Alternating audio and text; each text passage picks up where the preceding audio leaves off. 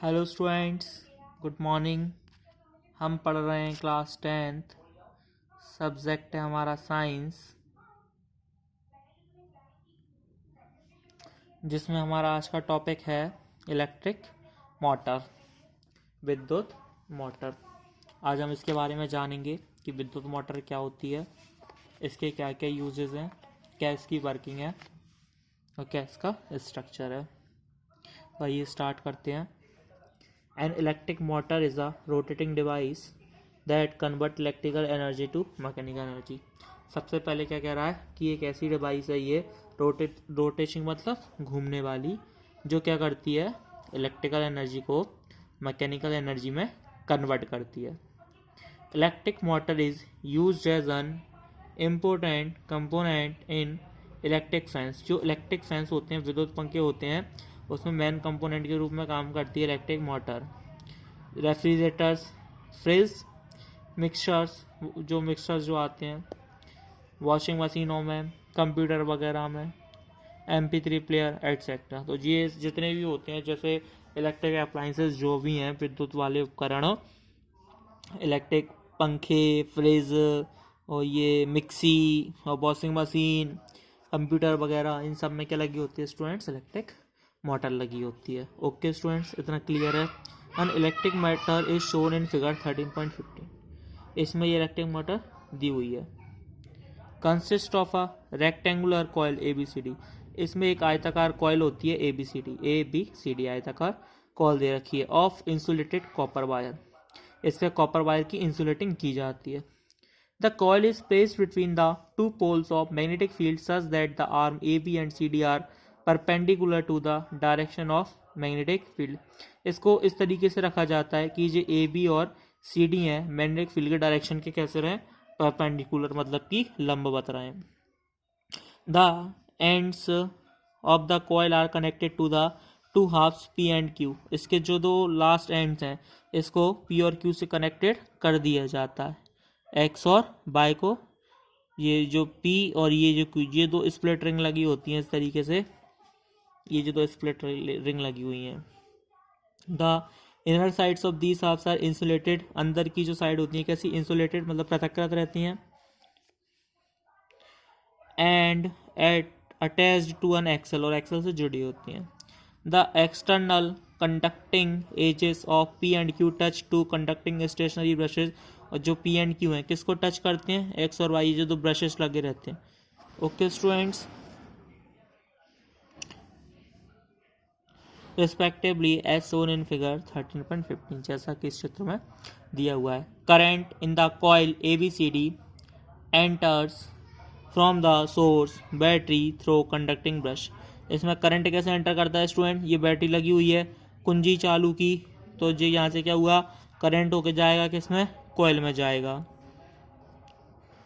Notice that the current in arm AB of the coil flow through A to B। AB में current कैसे आएगा student? देखो, इसमें जैसे यहाँ से आया, ऐसे आया, फिर कैसे A से B डायरेक्शन में क्या हो रहा है? इसमें करंट फ्लो हो रहा है student. Okay student, in arm CD it flows from CT। जैसे यहाँ से ऐसे गया, फिर ऐसे गया, फिर CD में कैसे? ऊपर से नीचे, मतलब C से D की तरफ फ्लो हो रहा है। AB में कहाँ से कहाँ फ्लो हो रहा है? A से B की तरफ फ्लो हो रहा है। That is opposite to the direction of current through arm AB। मतलब AB में इस तरफ था स्टूडेंट और इसमें इस तरफ है, तो एक दूसरे के कैसे हो गए? अपोजिट हो गए। एक ऊपर की तरफ जा रहा है, दूसरा किस तरफ आ रहा है? नीचे की तरफ, तो एक दूसरे के कैसे हैं? ये अपोजिट हो गए। On applying Fleming left hand rule. अब यदि हम इस पर फ्लेमिंग लेफ्ट हैंड रूल लगाएं for the direction of force on a current carrying conductor. Current मतलब फोर्स किस डायरेक्शन में लग रहा है, ये निकालने के लिए।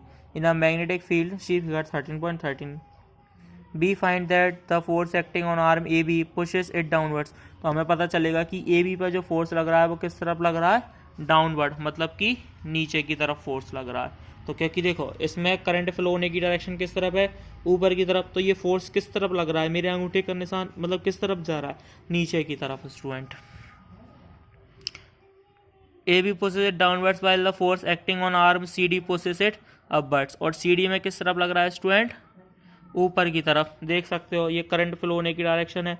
तो ये फोर्स के लिए अंगूठा किस तरफ आ रहा है, ऊपर की तरफ, और इसमें इस तरीके से फ्लो हो रहा है तो ये अंगूठा किस तरफ जा रहा है स्टूडेंट, नीचे की तरफ। क्लियर है इतना आपको? Thus the coil and the axle O mounted free to turn about on axis rotate anti clockwise। तो ये किस तरफ कैसे घूमने लगेगी, एंटी क्लॉकवाइज। ठीक है।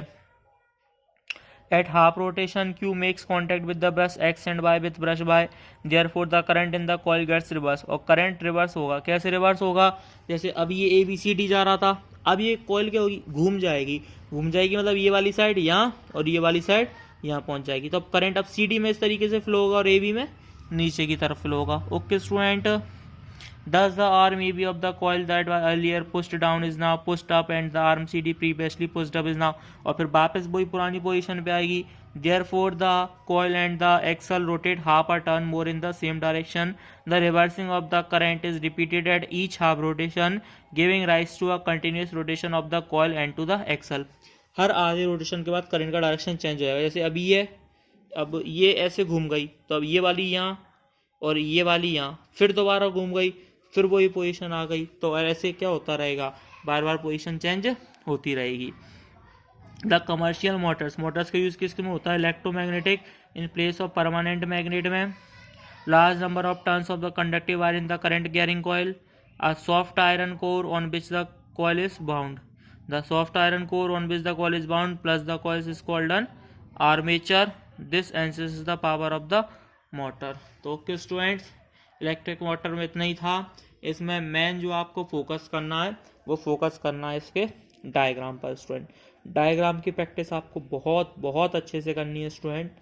ठीक है स्टूडेंट, फिलहाल तो इस वीडियो में इतना ही। वीडियो को लाइक कीजिए, शेयर कीजिए और चैनल को सब्सक्राइब कर लीजिएगा।